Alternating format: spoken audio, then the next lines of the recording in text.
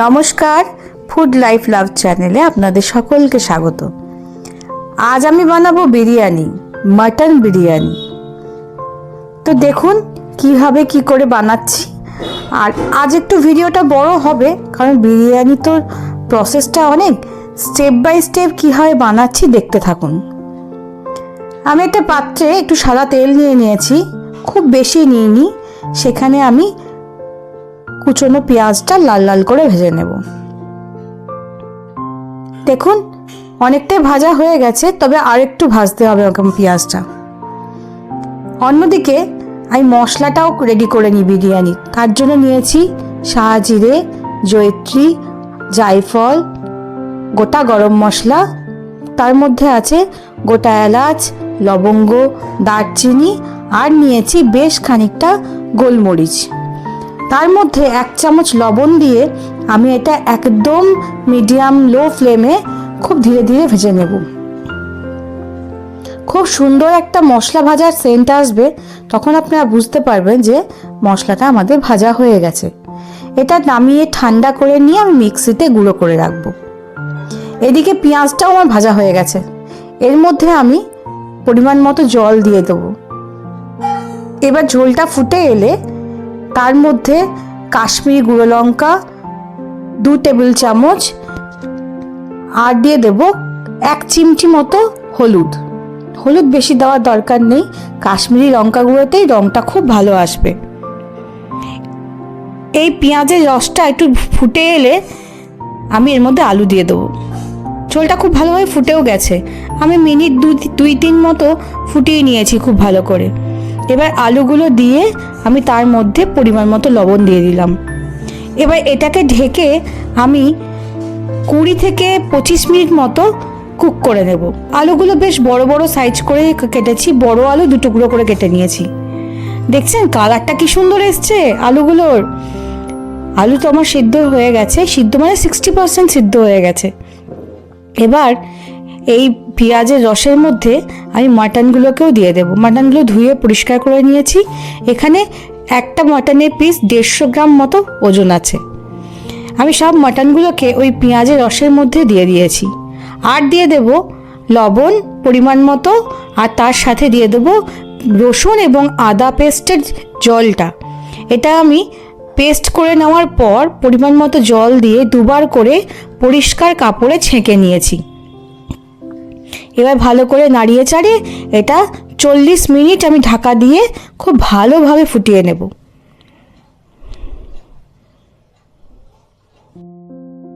বিরিয়ানিটা চটজলদি করার জন্য আজকে আমি মাংসটা নামিয়ে কুকারে 3টে মতো সিটি দিয়ে নেব।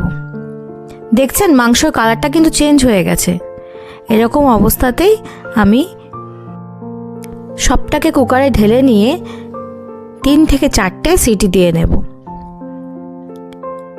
মাংসগুলো ঢালার পর আমি মাটন স্টকটাকেও এর মধ্যে দিয়ে দেব। প্রথমে একটা হাই ফ্লেমে সিটি দিয়ে নেব, তারপর আর একটা একদম লো ফ্লেমে সিটি দিয়ে নেব।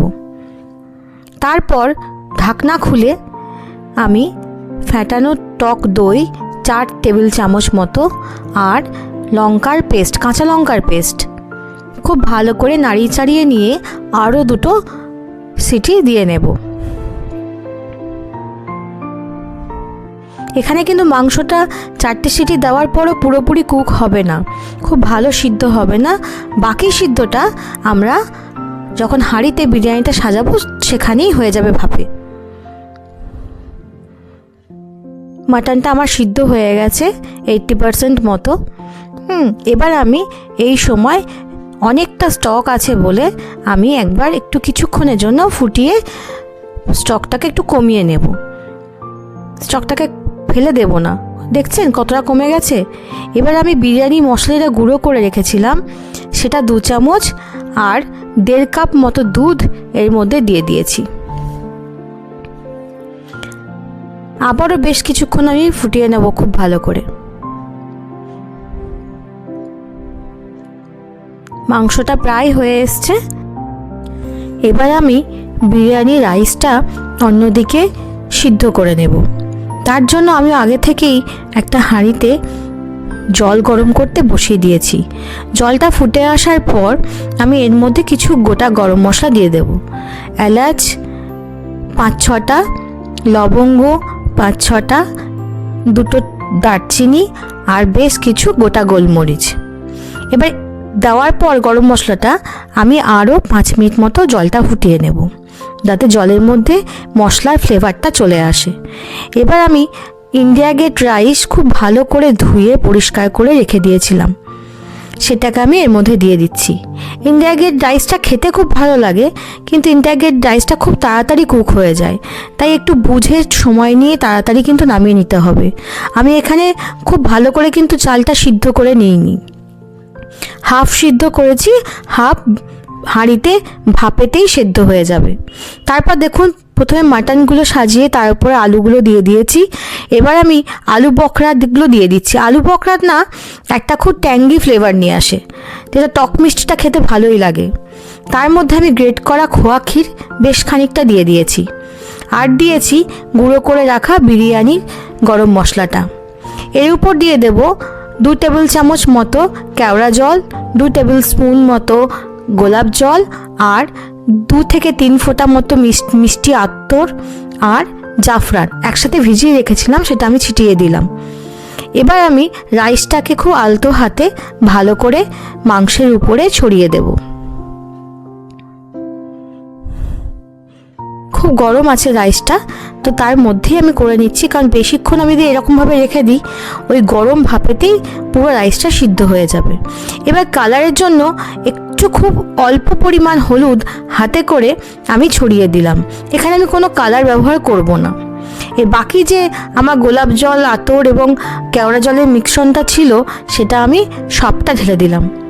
সব শেষে বিরিয়ানি গরম মশলা আর দিয়ে দেব 6 টেবিল চামচ মতো ঘিটা আমি গলিয়ে নিয়েছি যাতে ছড়াতে খুব সুবিধা হয়। ব্যাস, একদম 90% কাজ আমার শেষ। এবার আটা দিয়ে মুখটা বন্ধ করে খুব ভালো করে ঢাকনা দিয়ে আটকে একটা চাটুর ওপরে আমি এটা বসিয়ে নেব। প্রথমে হাই ফ্লেমে 15 মিনিট মতো এটা আমি ভাপে রাখবো। তারপর গ্যাসটা একদম লো করে দিয়ে আমি আধ ঘন্টা এটা ভাপে রেখে দেব।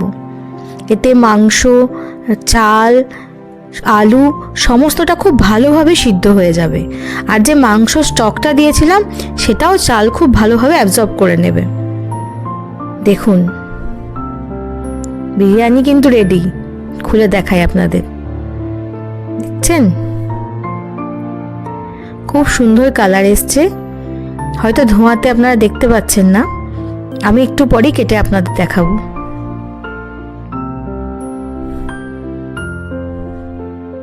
খুব ঝরঝরেও হয়েছে, খুব টেস্টিও হয়েছিল।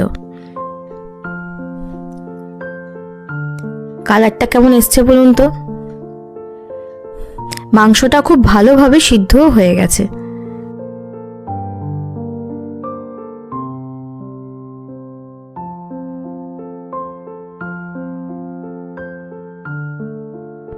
স্যালাড এবং রায়তার সঙ্গে গরম গরম বিরিয়ানি পরিবেশন করুন।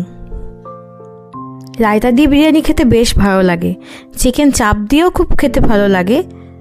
কোনো একদিন আপনাদের সামনে নিয়ে আসবো চিকেন চাপের রেসিপি। যদি ভিডিওটা আপনাদের ভালো লেগে থাকে তাহলে একটা লাইক করে দেবেন, আর শেয়ার এবং সাবস্ক্রাইব করতে কিন্তু ভুলবেন না। সকলে ভালো থাকবেন, সুস্থ থাকবেন, সকলকে ভালো রাখবেন। আর একবার বানিয়ে দেখবেন কিন্তু রেসিপিটা কেমন হয়েছে কমেন্ট করে জানাবেন।